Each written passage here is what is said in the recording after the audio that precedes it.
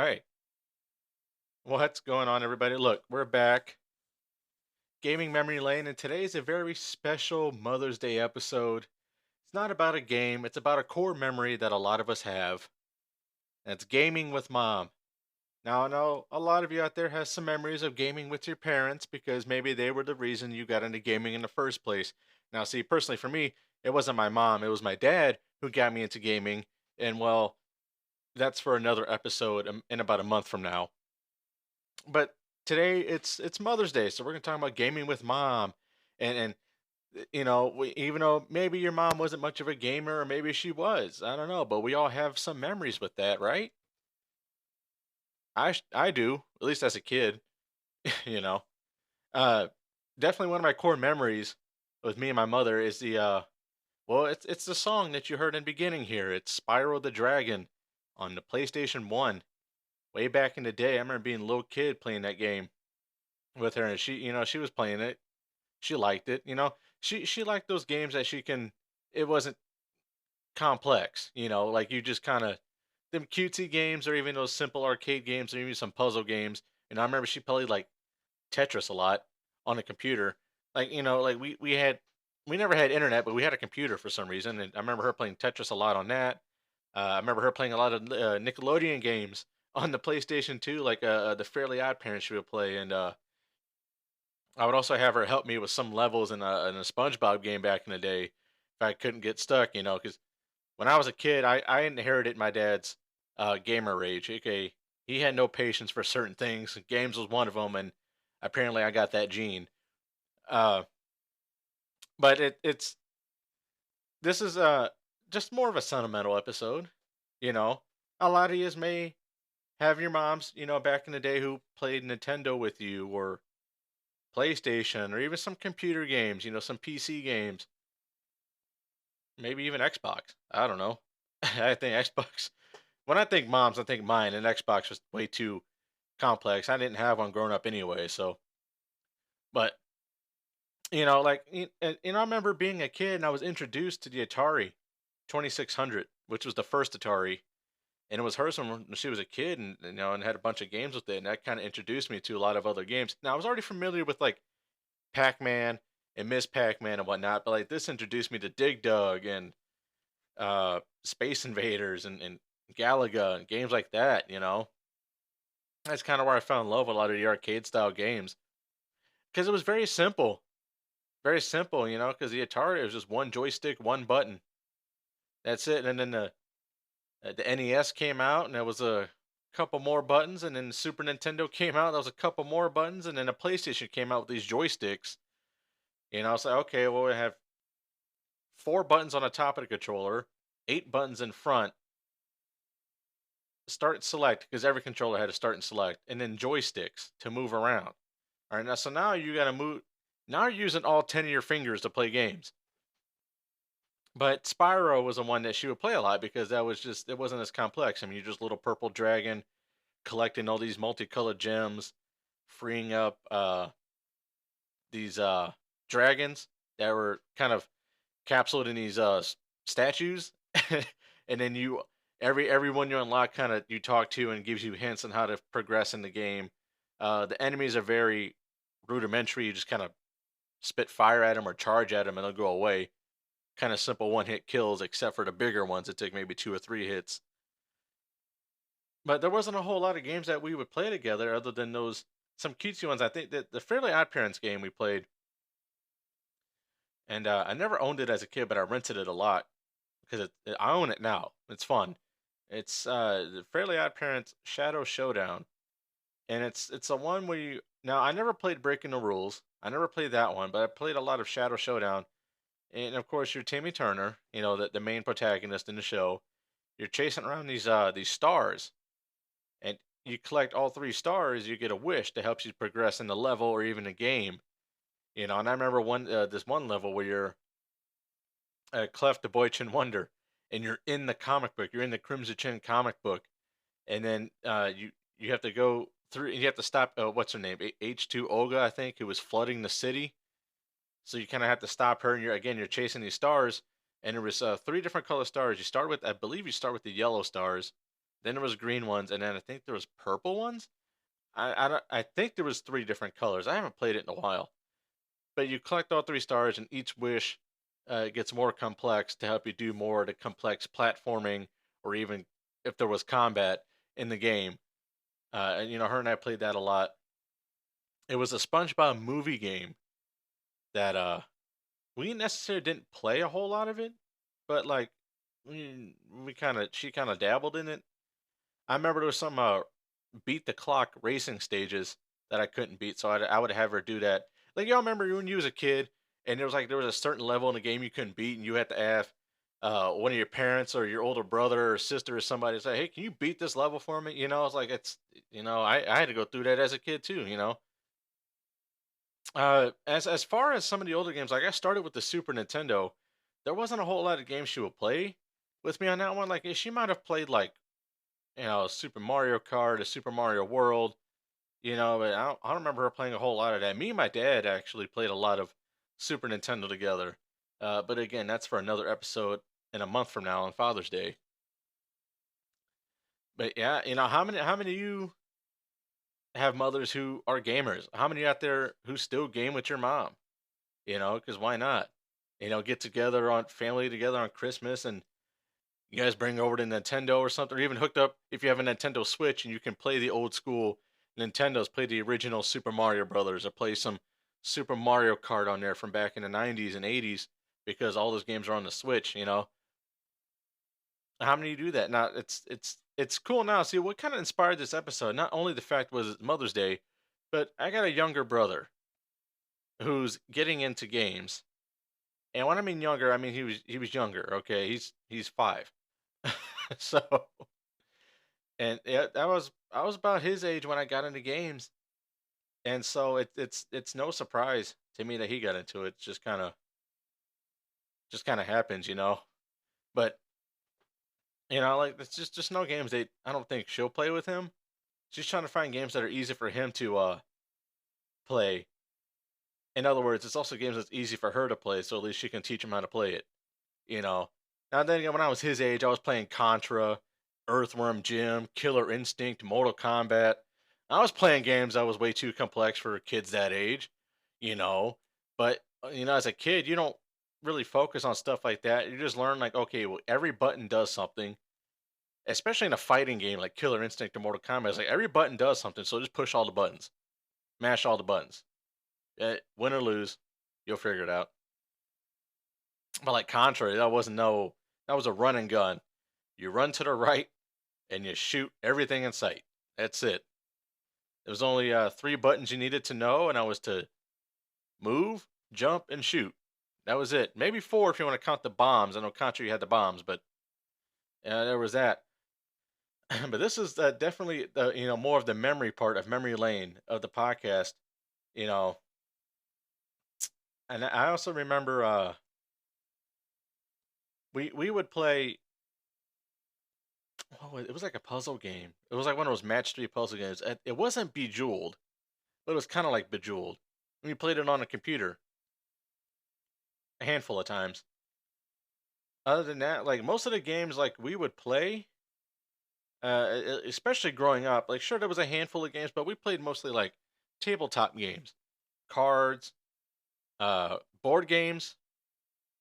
We played that a lot. We played Candyland and uh, Life and Monopoly and Connect Four, Uno, Skipbo.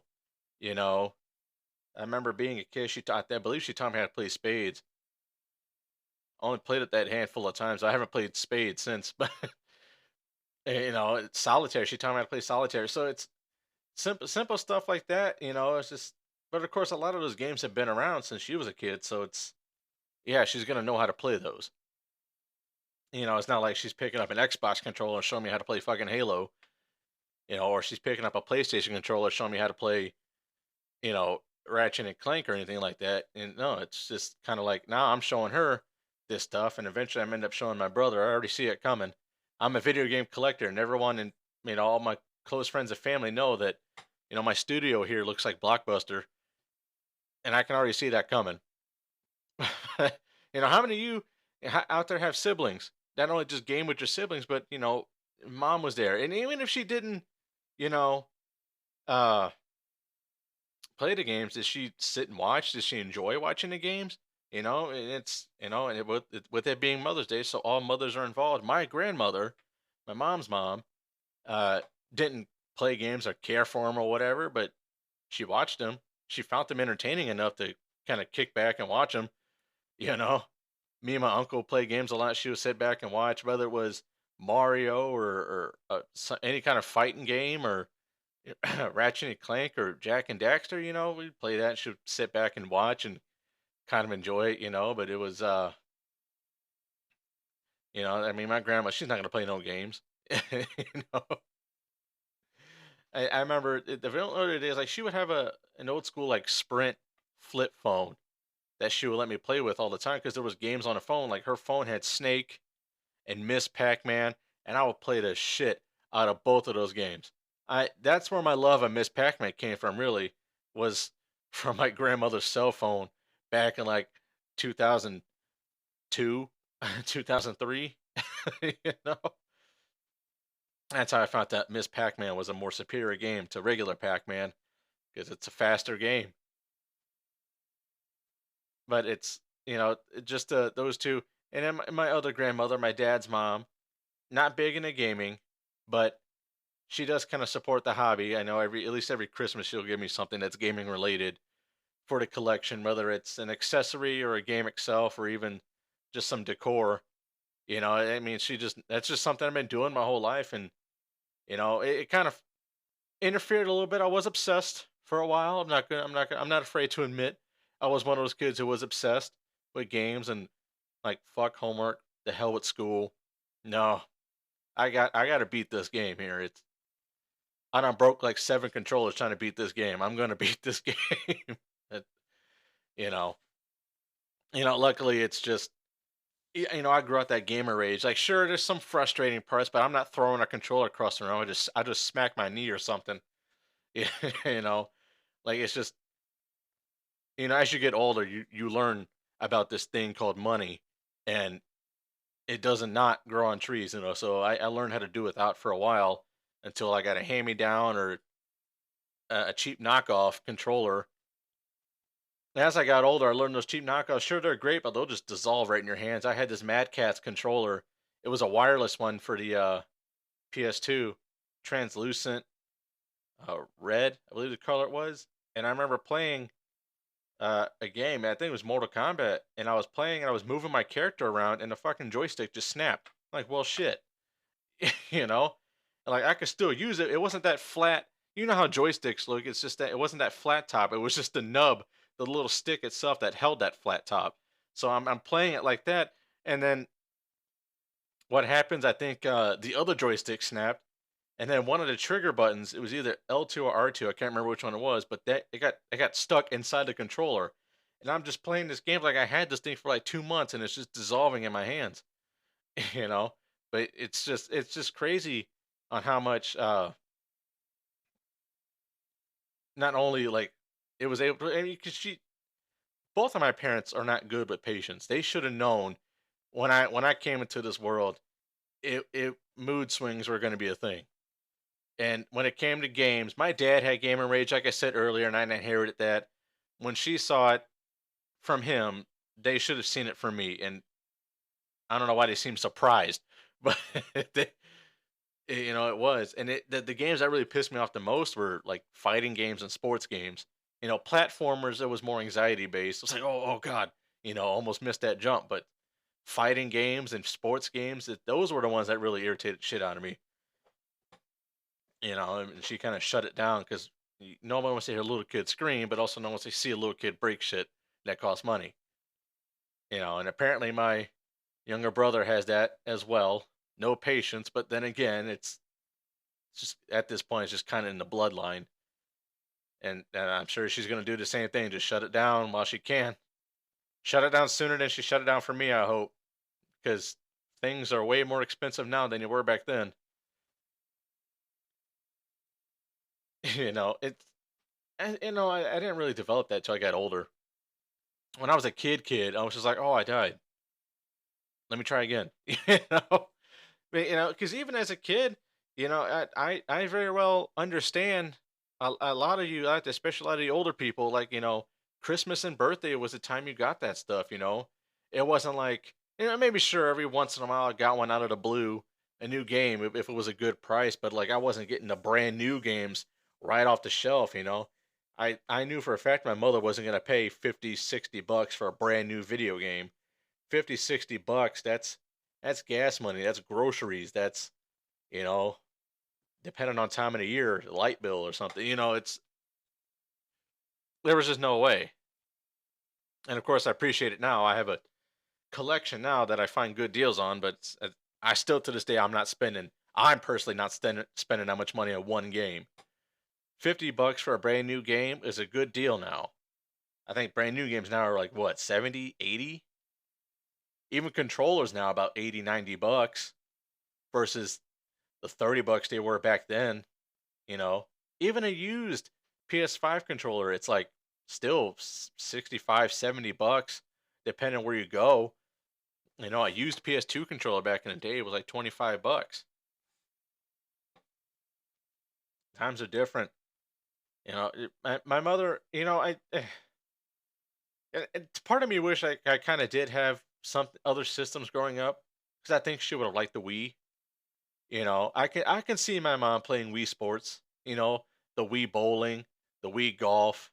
You know, maybe the Wii Tennis. That was one I could see her playing. A lot of those motion control games, so like Wii Sports, Wii Sports Resort, Wii Play, Carnival games, the what do you call it, like the game room compilation games that the Wii had. I could see that. But other than that, that's just it was just simplicity with her. If it was too complex, like she was not gonna excuse me, she was not gonna play no RPG. She was not gonna play no fighting game, no action adventure game. She was gonna play puzzle games. She was gonna play certain platforms. Like I said, she played Spyro a lot and the Fairly Odd Parents and a little bit of SpongeBob, but she wasn't gonna play no Crash Bandicoot or Sly Cooper or Jack and Daxter. She wasn't gonna play no Pokemon or Legend of Zelda or Kingdom Hearts or Final Fantasy. She wasn't gonna play none of that. She played Tetris, Solitaire. You know, she'll play Connect Four, Pac Man, Dig Dug, Rally X, Paperboy. She wasn't gonna play no Donkey Kong Country. it's no Need for Speed, no Grand Theft Auto, no wrestling, none of that stuff, no sports. But it was just, I don't know, man. It's just, I recently bought Spyro the Dragon for my PS1 because I wanted that back in my collection because I haven't played that game since then. Like that is strictly a core memory. When it comes to playing that game, like there's no ports of it anywhere. It's not on the PlayStation Classic, which is stupid. So I had to buy it physical. I got a good deal on it, 20 bucks, but complete in box. But it's just a core memory I have because there's not very many of those kind of memories with me and my mother. Like I said, she didn't play games a whole lot. Her stuff was mostly tabletops stuff. So like I said earlier, card games, board games, even puzzles. I remember her and I doing a lot of puzzles a lot. How many of you out there remember games with your mother? Tabletop game wise. I already asked that question with video games, but did you and your mom play board games? Card games? Did you do puzzles together?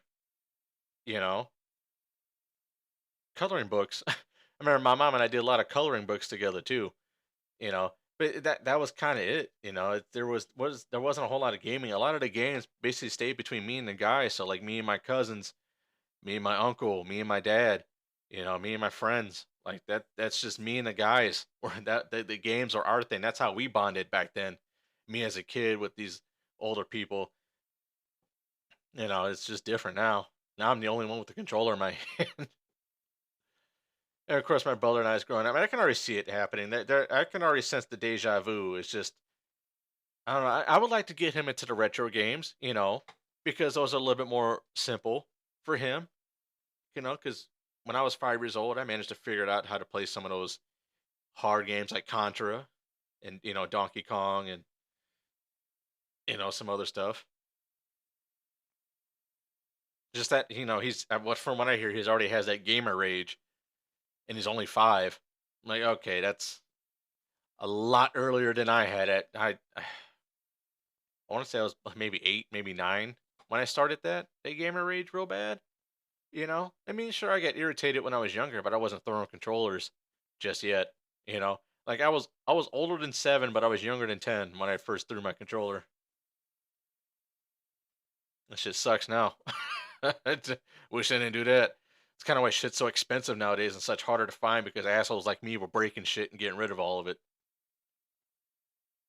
Until, like I said, you learn this thing about money, then you learn how to preserve it, care for it like a child. I keep all my controllers in a damn drawer, one of those plastic 3-tier dresser drawer looking things, you get at Walmart for like $30. I got all my controllers in there, all my games and shelves, all my consoles wrapped in plastic on a shelf to help avoid dust and moisture. I don't know, man. This was just this was an episode I just wanted to dedicate to a core memory. Based on knowing that my younger brothers get into gaming, and then I just recently bought some games from my childhood that I remember my mom and I used to play a lot. So this was kind of an episode, and to top it all off with it being Mother's Day weekend, kind of just put it all together. I said, you know what, I can make a little episode about this. Why not? It is gaming memory lane. It's about our gaming memories, and this is a gaming memory. So that's what this podcast is all about. Not just the retro games, but our memories about them. And I just showed you I just told you my memories here with my mother. Spyro and Rally X and Pac Man and Dig Dug and a little bit of Mario, a little bit of Fairly Odd Parents, a little bit of SpongeBob. But it's just that now she's getting older and now she's got a younger kid to care for. It's just it's a little bit different. Mind you, I said it in an earlier episode. I'm almost 30. One of my I can't remember which episode it was, but I said I'm almost 30, and I just said I got a younger brother that's 5. So quite the age gap. But it's gonna be if he decides to game with me, it's just gonna be reminiscence of me and my father playing, or me and my uncle playing back then, because I might have them play the same games I started with. If he's gonna come over here to my place and wants a game, I'm not giving him a PlayStation 5 controller. That's a $80 controller. He ain't touching that. But he can touch my Super Nintendo controller. Those things can take a beating, you know. And I have him play Mario and F-Zero, you know. I have him play games that he can, you know, kind of get the hang of. Just kind of passing it on. But this is just something I want to get out there. Another core memory. Happy Mother's Day to all you mothers out there, grandmothers. You know, even if you're a mother yourself, listen to this. Just reminisce. If you and your mom ever play games, this is an episode for you. And now it's time for my plugs before I shut it down. Thank you all for listening. Uh, Shout out to everyone who downloads and streams my episodes here. I'm getting closer to 200. That's awesome. Shout out to all my people on YouTube. YouTube, I just broke 100,000 views on my channel, and it's continuously counting. I think I'm pretty close to 101,000 views. So it's just like the views keep racking up. I'm seeing my subscriber counts going up. That's awesome. This is just something I do on my spare time. Every Sunday is a podcast, and it Monday through Friday at least is a new video on YouTube, whether it be an actual video or a short. Every once in a while, I upload on Saturdays, but I mostly keep Saturdays for recording. So as I'm recording this, it's Saturday, the day before Mother's Day, but I upload the podcast every Sunday. So Saturdays are normally my recording days. So I kind of keep it on that, so I keep my voice clear and not so thrashed after talking from recording other stuff. But I just appreciate all the love, support, the comments, the likes, the follows, the shares.